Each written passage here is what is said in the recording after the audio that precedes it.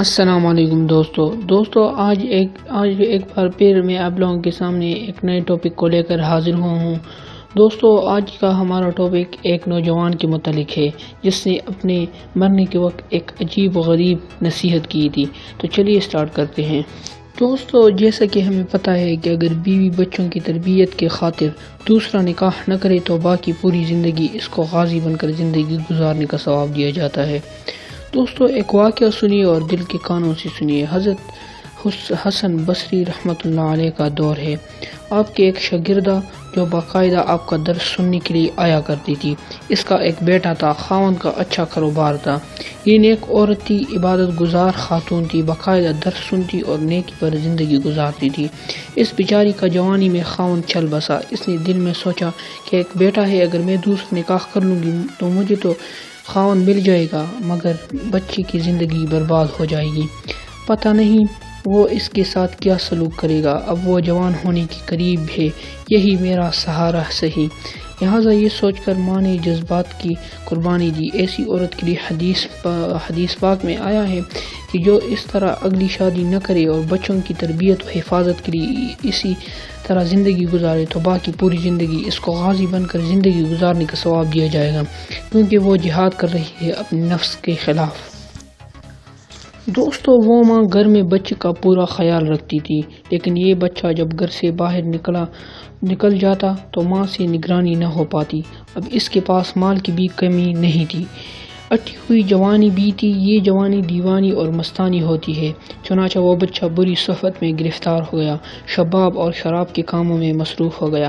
ماں برابر سمجھاتی لیکن بچے پر کچھ اثر نہ ہوتا، چکنا گڑا بن گیا۔ ان کو حضرت حسن بصری رحمۃ اللہ علیہ کے پاس لے کر آتی۔ حضرت بھی ان کو کئی گھنٹے سمجھاتے لیکن اس کا نیکی کی طرف دھیان ہی نہیں تھا۔ کبھی کبھی ماں سے ملنے آتا، ماں پھر سمجھاتی اور پھر اس کو حضرت کے پاس لے جاتی۔ حضرت بھی سمجھاتے، دعائیں بھی کرتے مگر اس کے کان پر جوں نہ رینگتی، حتیٰ کہ حضرت کے دل میں یہ بات آئی کہ شاید اس کا دل پتھر بن گیا ہے، مہر لگا گئی ہے۔ ماں تو بہرحال ماں ہوتی ہے، دنیا میں ماں ہی تو ہے جو اچھوں سے بھی پیار کرتی ہے۔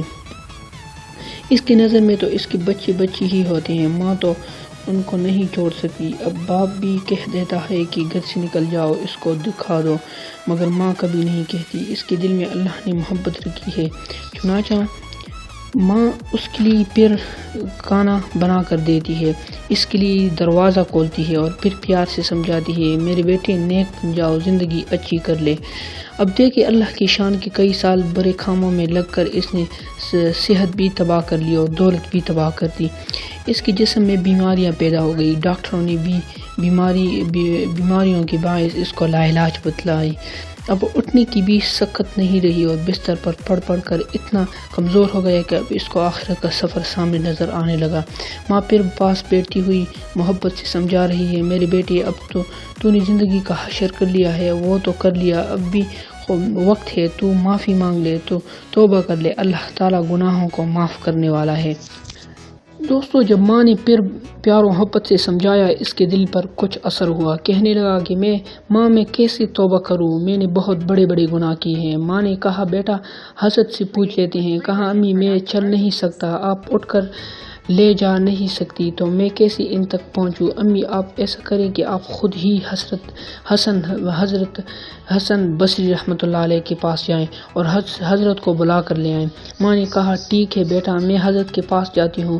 بچے نے کہا کہ امی اگر آپ کے آنے تک میری دنیا سے رخصت ہو جاؤں تو امی حسن بصری رحمۃ اللہ علیہ سے کہنا کہ میرے جنازے کی نماز وہی پڑھائیں۔ چنانچہ ماں حضرت حسن بصری رحمۃ اللہ علیہ کے پاس گئی۔ حضرت کھانے سے فارغ ہوئی تھی اور تکی ہوئی تھی اور درس بھی دینا تھا، اس لیے قیلولہ کے لیے لیٹنا چاہتی تھی۔ ماں نے دروازہ کھٹکھٹایا، پوچھا کون؟ عرض کیا حضرت میں آپ کی شاگردہ ہوں، میرے بچے آخری حالت میں ہے، وہ توبہ کرنا چاہتا ہے، لہٰذا آپ گھر تشریف لے جائیں اور میرے بچے کو توبہ کرا دیں۔ حضرت نے سوچا کہ پھر وہ اس کو دھوکہ دے رہا ہے، پھر وہ اس کا وقت ضائع کرے گا اور اپنا بھی کرے گا۔ سالوں گزر گئے، اب تک کوئی بات اثر نہ کر سکی، اب کیا کرے گی؟ کہنے لگی میں اپنا وقت کیوں ضائع کروں، میں نہیں آتا۔ ماں نے کہا حضرت آپ نے تو یہ بھی تو کہا کہ اگر میرا انتقال ہو جائے تو میرا جنازے کی نماز حسن بصری رحمۃ اللہ علیہ پڑھائیں۔ حضرت نے کہا میں اس کی جنازے کی نماز نہیں پڑھاؤں گا، اس نے تو کبھی نماز ہی نہیں پڑھی۔ اب وہ شاگردہ تھی، چپ کر کے اٹھی، معموم دل سے ایک طرف بیٹا، دوسری طرف حضرت کا انکار، اس کا غم تو دگنا ہو گیا تھا۔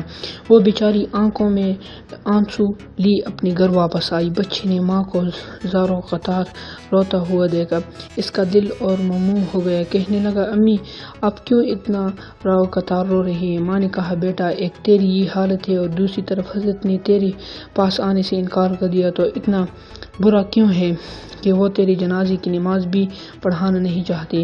اب یہ بات بچے نے سنی تو اس کے دل پر چوٹ لگی، اس کے دل پر صدمہ ہوا۔ کہنے لگا امی مجھے مشکل سے سانسیں آ رہی ہے، ایسا نہ ہو میری سانس اکڑی والی ہو، لہٰذا میری ایک وصیت سن لیجیے۔ ماں نے پوچھا بیٹا کیا؟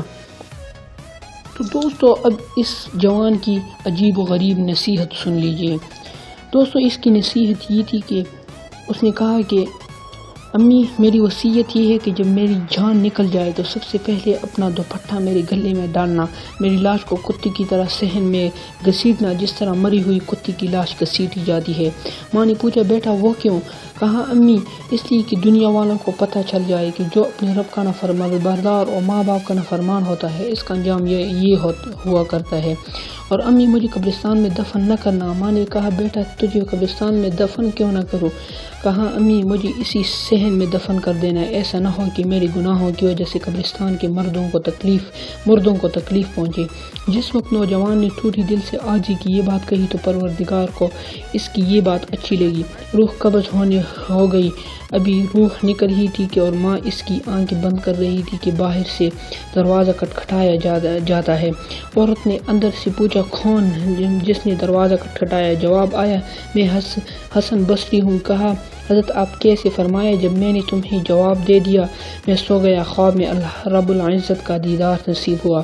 پروردگار نے فرمایا حسن بصری تو میرا کیسا ولی ہے، میرے ایک ولی کا جنازہ پڑھنے سے انکار کرتا ہے۔ میں سمجھ گیا کہ اللہ نے تیرے بیٹے کی توبہ کو قبول کر لیا ہے، تیرے بچے کی نماز جنازہ پڑھنے کے لیے حسن بصری رحمۃ اللہ علیہ کھڑا ہے۔